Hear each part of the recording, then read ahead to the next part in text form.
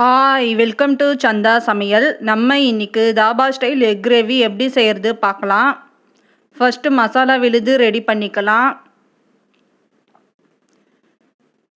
Mixie ஜாரில் 2 medium size வெங்காயம் நீல வாக்கில் கட் பண்ணி சேர்த்துக்கலாம்.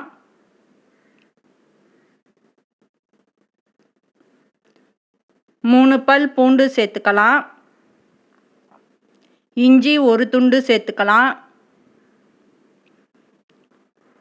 ஒரு பச்சை மிளகா சேர்த்துக்கலாம்.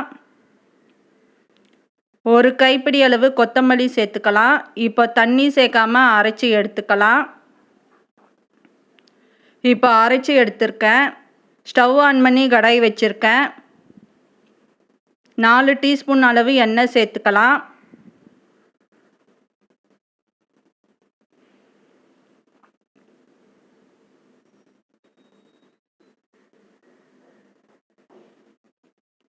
மிளகாய்த்தூள் அரை டீஸ்பூன் அளவு சேர்த்துக்கலாம். 1/4 டீஸ்பூன் மஞ்சத்தூள் சேர்த்துக்கலாம். உப்பு தேவையான அளவு சேர்த்துக்கலாம். 3 முட்டை வேக வச்சு எடுத்துருக்க முட்டை சேர்த்துக்கலாம். லோ ஃப்ளேமில் வச்சுருந்தே வறுத்துக்கலாம், இல்லைன்னா கருகிடும்.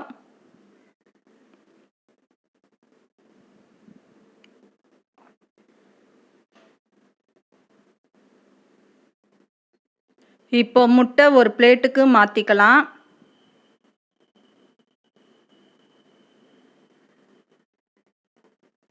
ரெண்டு டீஸ்பூன் அளவு எண்ணெய் சேர்த்துக்கலாம்.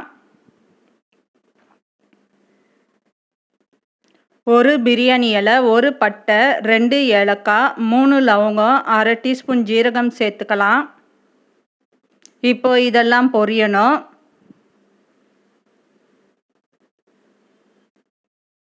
இப்போ அரைச்ச விழுது சேர்த்துக்கலாம்.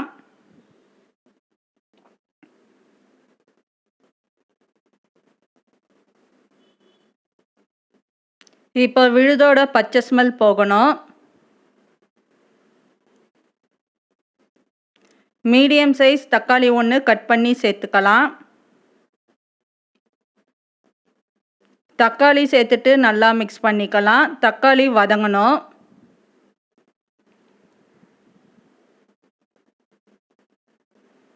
உப்பு தேவையான அளவு சேர்த்துக்கலாம். மஞ்சத்தூள் 1/4 டீஸ்பூன் அளவு சேர்த்துக்கலாம். வீட்டு மிளகாய்த்தூள் 1/2 டீஸ்பூன் அளவு சேர்த்துக்கலாம்.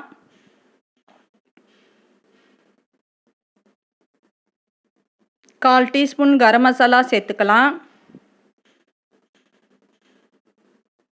ஜீரகத்தூள் அரை டீஸ்பூன் அளவு சேர்த்துக்கலாம். இப்போ இதை நல்லா மிக்ஸ் பண்ணிக்கலாம். தேவையான அளவு தண்ணி சேர்த்துக்கலாம்.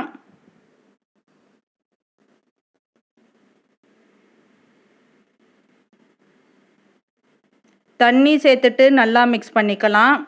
இப்போ மிளகாத்தூள் பச்சை ஸ்மெல் போகிற வரைக்கும் குழம்பு நல்லா கொதிக்க விடணும். கொஞ்சம் கொத்தமல்லி சேர்த்துக்கலாம். இப்போ முட்டை சேர்த்துக்கலாம்.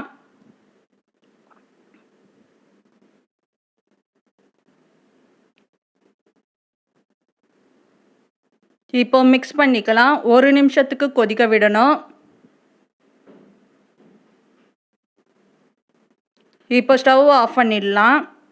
இப்போ நமக்கு dhaba style egg gravy ready ஆயிடுச்சு. இந்த சேனல் பிடிச்சிருந்தா லைக் பண்ணுங்கள், ஷேர் பண்ணுங்கள், சப்ஸ்கிரைப் பண்ணுங்கள்.